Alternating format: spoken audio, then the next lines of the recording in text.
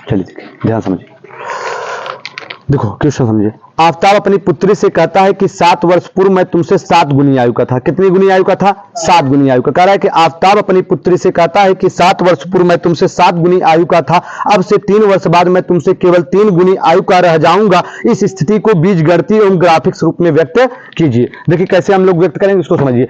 देखिए दो लोगों का कहा था, और ये आपको पता है कि जो चैप्टर आपका चल रहा है बेटू, क्या है? 2 चर रैखिक समीकरण। इसलिए हम लोग इसमें 2 चर लेंगे, पहले वाले को मानेंगे x और दूसरे वाले को क्या मान लेंगे? y। सभी लोग देखिए, तो मैंने माना आफताब की आयु कितना वर्ष है? x वर्ष है। यहां तक किसी को डाउट? माना आफताब की आयु कितना वर्ष है?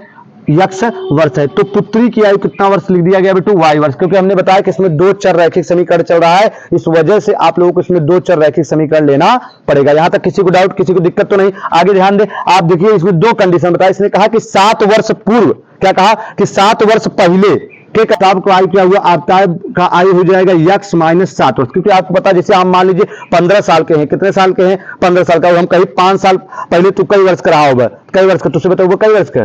बताइए आप लोग कितने वर्ष के? 10 वर्ष के। कितने वर्ष के? 10 वर्ष के। ये 10 वर्ष कहां से पावत गया भैया? तो आपसे 15 में से 5 घटाया है, तो वैसे ही आफताब का आयु पहले कितना रहा? कितना था? x था। हीरो इधर ध्यान दो, कितना था? x था। तो x माइनस 7 वर्ष। उसी प्रकार से पुत्री का आयु का है बेटू? y माइनस 7 वर्ष का है ना, 7 वर्ष पहले, तो y माइनस 7 वर्ष। अब वही कंडीशन लगा दिया गया, एक है कि 7 वर्ष पहले हम अपने पुत्री के कई गुना रहे? 7 गुना रहे। तो देखिए एक तरफ आफताब, दूसरे तरफ पुत्री। तो आफताब का रहन x माइनस 7 और पुत्री का रहन y माइनस 7। अब कहा था कि हम अपने पुत्री से, आफताब कह रहा था कि मैं अपने पुत्री से 7 गुना आयु का हूं। अगर ये पहले से 7 गुना आयु का, अगर हम 7 का गुणा कर दे तो 49 गुना हो जाए। कितना गुना हो जाए? 49 गुना। इसलिए ध्यान रखिएगा, कभी भी आफताब की आयु में 7 का गुणा नहीं होगा। किसमें होगा? पुत्री की आयु में 7 का गुणा होगा, इक्वेशन को बराबर करने के लिए, समीकरण को बराबर करने के लिए। इसलिए देखिए मैंने 7 का गुणा यहां कर दिया। इस बार इसके बाद x था, x उतारे, 7 था, 7 उतारे बेटे, बराबर था, बराबर लिखे।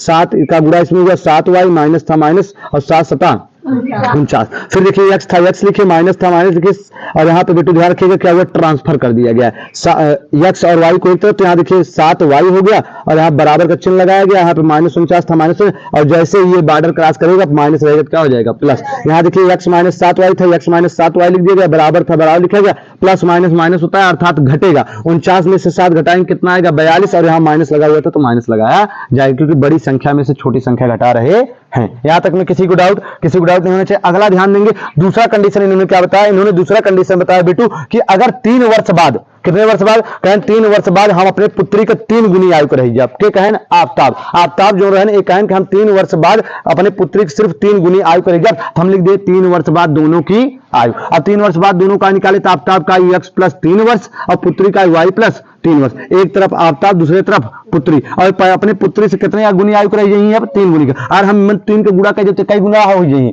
3 त्रिका 9 गुनी आयु हो जाइए, मतलब ज्यादा हो जाइए, और हमें समीकरण के बराबर करेगा। अर्थात आफताब की आयु में 3 का गुणा न करके किसमें किया जाएगा? पुत्री की आयु में 3 का गुणा कर दिया जाएगा। अब देखिए x प्लस 3 था, x प्लस 3 का गुणा करे 3y, प्लस था, प्लस लिखे, 9 था, सॉरी 3 त्रिका 9, और y को इधर लेके चले आए तो x माइनस 3y बराबर 9 था 9, और बॉर्डर पार जैसे भैया करी, कहते हैं x y एक तरफ अंक एक तरफ, भैया यहाँ कहते जाइए तो माइनस हो जाइए, x माइनस 3y बराबर 9 में से 3 गए 6। देखिए बीज गणितीय रूप कहा था हमको, बीज गणितीय रूप आप लोगों को देखिए यहाँ पे मिल गया है। एक तो ये मिल गया आपको बीज गणितीय रूप, और दूसरा आप लोगों को कौन सा मिल गया? ये मिल गया। तो 2 बीज गणितीय रूप मिल गए। अब कहा था ही तू पेपर दिखावा, ग्राफिक्स रूप में दिखाओ। किस रूप में दिखाइए? ग्राफिक्स रूप में से हमने बताया कि आप x और y लिखिएगा, 2 डब्बा बनाइएगा, और x और y लिखिएगा, और कुछ वैल्यूएशन लिखकर इसका मान निकाल लेंगे। जैसे मैंने यहाँ पे y बराबर क्या मान लिया? 7, और 7 रखेंगे बेटू तो हो जाएगा 7 7 49, और 49 को वहां कहते ले जाए तो प्लस में हो गया, 49 में से 42 घटे कितना आए? 7। देखिए 7 आ गया। फिर इसी प्रकार से मैंने क्या किया? y बराबर अपने मन से क्या रख दिया? यहाँ पे 6 रख दिया, और 6 रखबत का हो गया 7 6 42, और वहां कहते जाए प्लस हो जाए, प्लस 42 और माइनस 42 कर दिया बेटू का आ गया 0। तो एक डब्बे में ये आ गया। दूसरा ध्यान रखें, क्या रखेंगे आप लोग? इसमें वाले में क्या किया गया? इसमें मैंने y बराबर क्या रख दिया? 0 रख दिया, y बराबर 0 रख दिया बेटू, x बराबर का आएगा 6 आएगा। फिर x बराबर y बराबर क्या लिख दिया? y बराबर माइनस 2 रख दिया, तो 3 दूना 6, और वहां कहती के बाद पूरी तरह कट गई का आएगा बेटू 0। अब ये देखा ग्राफ पे प्लॉट करें कैसे, तो यहाँ ध्यान दीजिए, मैंने कहा कि अगर x बराबर 7 है तो देखिए x पे 7 बार ले गए यहाँ पे, देखिए गया कि नहीं गया, x पे 7 बार, x पे 7 बार, और y कितनी बार 7 बार, तो देखा भैया ये y पे भी 7 बार गया कि नहीं गया। तो एक बिंदु मैंने कहां बना दिया, यहां पे बना दिया। दूसरा ध्यान दे बेटू y अगला देखिए x बराबर कितना 0, x बराबर यहाँ 0 पे गया और y बराबर कितना 6 पे, तो y बराबर भैया 6 पे यार है या देखना है। फिर एक लाइन ऐसे खींच दीजिएगा और जो समीकरण है उसी समीकरण को आप रख दीजिएगा, तो एक ग्राफ आपका प्लॉट होगा। दूसरा देखिए प्लॉट करने के लिए हमने क्या किया है बेटू, यहाँ पे यहाँ देखिए x बराबर 6 है, तो देखिए x बराबर भैया देखिए 6 लगा दिए, क्या लगा दिए 6। उसके बाद ध्यान दीजिएगा y बराबर क्या है 0, तो y वाला यहाँ 0 ही रहेगा। फिर आगे ध्यान दीजिए x बराबर कितना 0, तो x बराबर बेटू आपका यहाँ 0 हो जाएगा, और यहाँ y बराबर कितना है -2, तो देखिए y बराबर -2, और एक और लाइन खींचिएगा और इसका समीकरण लिख दीजिएगा x - 3y बराबर 6। इस प्रकार से आपका ग्राफ प्लॉट हो जाएगा। कोई डाउट तो नहीं ना आप सबको, क्लियर? चलिए उठा लीजिए।